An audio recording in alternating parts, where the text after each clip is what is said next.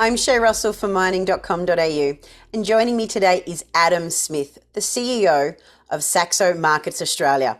Adam, how are you today? I'm well, thanks, Shay. It's good to be with you this afternoon. Thanks for being here, Adam. First and foremost, not many Australians would be familiar with Saxo Markets. Can you please explain a little bit about what your business does? Yeah, thanks. Look, I'll tell you a little bit about who we are and what we do. So, Saxo primarily is an online provider of investment and trading services. So, we've got a long heritage in the fintech, call it fintech stakes.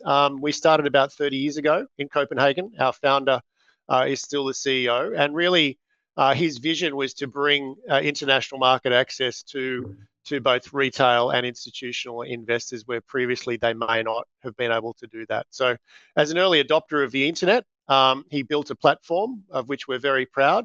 And so over time, and about 10 years ago, we developed a business in Australia. And so in that time, we have provided access to global share markets, to global futures markets, to options markets. We also offer access to FX markets, to commodities markets. So I would characterize us and say we're a multi-product, sort of multi-currency business that offers our clients access to international investment markets. It's interesting that you just mentioned the FX market there. Not a lot of Australians know about the machinations that drive the Australian dollar. Tell me, do you think that there's a bearish sentiment towards the Aussie dollar right now? Yeah, good question. The Aussie's at a really interesting point at the moment. So clearly, for the last 18 months to 2 years, we've had this sort of rampant inflation around the world, and central banks have been managing that by hiking interest rates. And we're at a point now where I think there's definitely a pause. Certainly, if you listen to the Fed, they're taking a bit more of a wait and see approach, and I think the RBA are trying to adopt the same narrative. But I think when you dig a little deeper and look at the underlying data, it would appear to me anyway that the US is going to be higher for longer. Their economy is much stronger than the rest of the world. In Australia, we've had the RBA sort of teetering on whether or not to cut. A lot of analysts here think they will cut by the end of the year. So, from my perspective, US dollar strength and Australian economy weakness relative to the US economy suggests that the Aussie could be in for a bit of trouble over the next 6 to 12 months. That's not to say it's going to fall out of bed and hit 50 cents, but I wouldn't be surprised to see it at 60. You lightly touched on something there that drives the Aussie dollar, and that is commodity prices.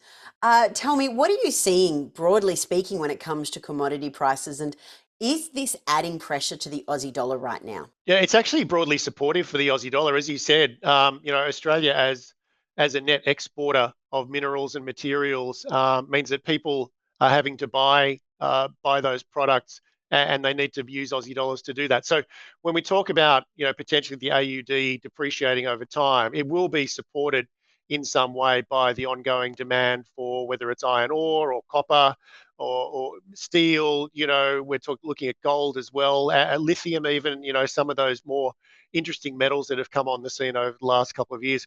Our position internally at Saxo is that it's going to be a strong year for the metals market, both precious and industrial. So we've seen gold hit all-time highs just in the last couple of weeks, which has been very interesting. We saw a little pop in copper at the end of last week. Iron ore over the last couple of weeks has found it difficult.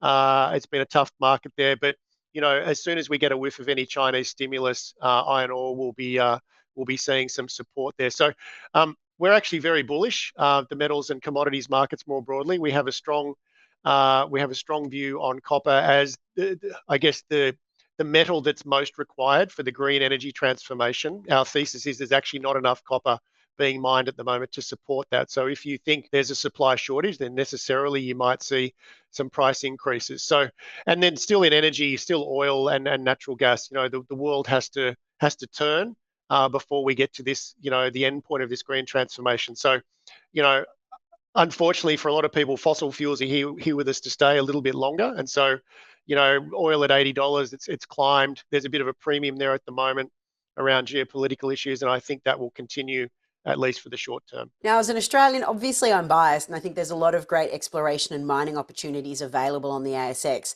Yet I know that a lot of explorers on the Toronto Stock Exchange have been friendless for a considerable period of time.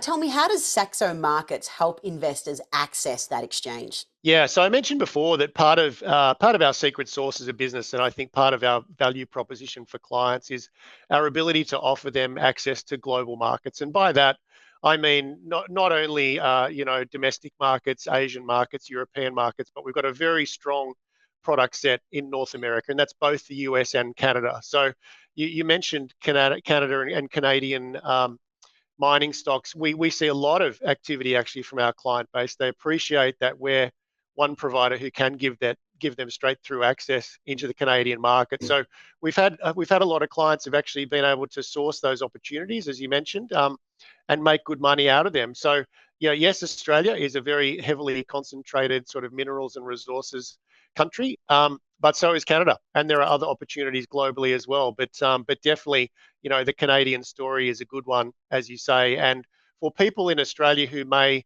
have, already in their portfolios, they've got BHP, they've got Rio, they've got Fortescue, they've got Woodside, looking further afield for a bit of diversification across country and potentially across industry is a good thing. And we like to facilitate that. Before you run away today, how can people find out more about what your company does? Yeah, so you can go to saxo.com and you'll find us there. If you like the look of our website, I'd encourage you to open an account.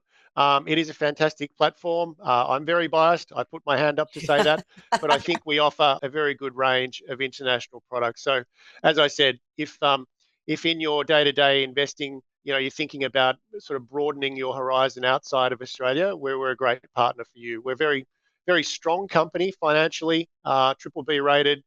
We've recently been designated sci-fi or SIFI, which is a significantly financial institution that means that we're basically too big to fail in Europe. So there's a real strength behind the brand there, which is a good thing and really important for investors to understand. And so I'd encourage you to take a look. Adam, it's been a pleasure talking to you today. I hope I get to hear more from you and your analysts at Saxo Markets in the future. Thanks so much, Shay. Good to talk to you.